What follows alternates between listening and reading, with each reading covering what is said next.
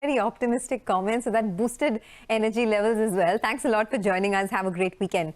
Well, one stock that has been the darling of the market lately is Berger Paints. It has hit an all-time high, and it is one of the most expensive paint stocks as well, not to forget that. But good set of earnings this time. Revenues, EBITDA and profits all came in above expectations. Abhijit Roy, who is the MD and CEO at Berger Paints, joins us now to talk about that. Mr. Roy, good morning. It has, of course, been a very good pickup in demand. But can you tell us particularly for this quarter, what was the volume growth? And, if you can just split it up, I mean, what was industry growth, what was your own growth, and is it sustainable? So, good morning to all of you. Yes, it has been a good quarter. Demand did pick up, particularly in August and September. Overall, in July we were flat, but August, September we had double-digit value growths. Overall, the volume growth was about 17% for the decorative business. Overall volume growth was around 16%. Whether it is sustainable or not is a difficult question to answer, but October was even better, much better than what we were doing in August, September. November till date has been good. So we are expecting that the third quarter should also be reasonably or probably much better than even quarter two. Abhijit, good morning. So are you growing in line with the industry or better than the industry? As of now, better than the industry. Quarter two obviously was, the results are out of the other two companies. We have done much better than them. As far as third quarter is concerned, difficult to say, but I think, we should be doing slightly better than the industry, definitely. Okay. How much better can the margins get? You have a raw material advantage and perhaps now people are learning to work, travel less, and there are other, I guess, SGA expenses which are lower. Yeah. So, yes, there is a savings in the fixed expenses and also some of these like traveling and rent. And so that will be there. I think, that will foreseeable future, at least, for the next two quarters, I see that being, lower than normal. So that will help a little bit. There's been also some amount of savings on the raw material prices, as was evident from the gross margin. You would have seen that. Though the prices are firming up a little bit in some of the raw materials. But I think, more or less because of the scale effect which will be there, because the growths have been probably is going to be larger in the third and the fourth quarter, that should help in terms of margin being retained or slightly improving from current levels. Okay.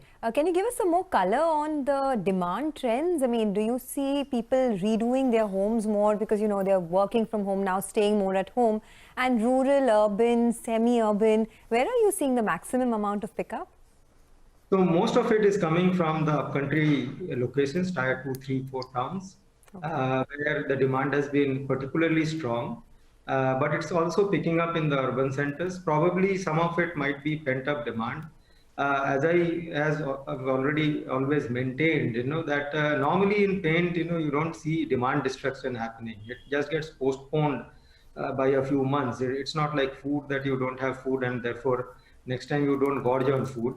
But in the case of paint, if you have postponed, if you have not done painting, probably you'll do it at an opportune moment, which is why, some of that pent-up demand might be coming up as well. Especially in the cities where people are staying at home, they're looking at the walls and if they feel that, this is something which they can spend on at least, that's something. And with our safe painting, which we have, our express painting, which we modified to safe express painting, that's also helping in the urban centers. Okay. No, I take your point. We are all spending more time at home and there is an urgency to find more space and make it look more pleasant. But Abhijit, which products are pushing most? So it's a mix, across the basket. In fact, October, earlier days, in August, September were more, since we were, more concentrated on the tier 2, 3, 4, so therefore much more of the middle and lower ends of the economic category were moving much faster. But in October, what we saw was a revival of the premium and luxury category as well to a significant extent. So that has also started moving. So across the board almost, though the lower end is growing faster. Okay. So can you give us, a sense of whether you plan to expand capacity? Now I'm asking because you're seeing this incremental demand and there is this, this pent-up demand as well, aspirational demand too from tier 2, tier 3 cities as you just mentioned. Would you be raising your capacity at any point? Yes, actually, we are a little bit struggling now for capacity, and therefore we are looking at seriously expanding. We had already envisaged putting up this Lucknow plant, which is coming up near Lucknow in a place called Sandila. Now, the initial investment which we had thought of was about 270, 280 crores, which we have just scaled up to about 450 crores. So that will be a bigger project now, and we will need that capacity. Oh, that's good to hear, Abhijit. Only if you're confident will you put your money where your mouth is. That's Yeah. No, but what's the capacity utilization now, you say? It's beyond actually, as of October, it was, almost like 93, 94%. You So, just need that new stretched. plant. Okay. And when will the new plant be operational? I think by December, of next year. So that's when we should be seeing the plant being operational. Okay. But we can expand in our existing plants. There is, scope for doing that, which we are now doing. You can outsource as well, no? You can do job works. We can expand in our existing plants as well. There is space enough to put some equipments and quickly ramp up the capacity in the existing plants. So that's something which we have now started doing.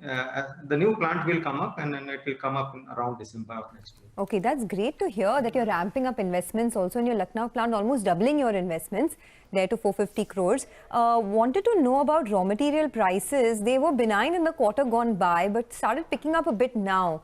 Would that mean a lid on your margins for the rest of the year, or will margins continue to expand?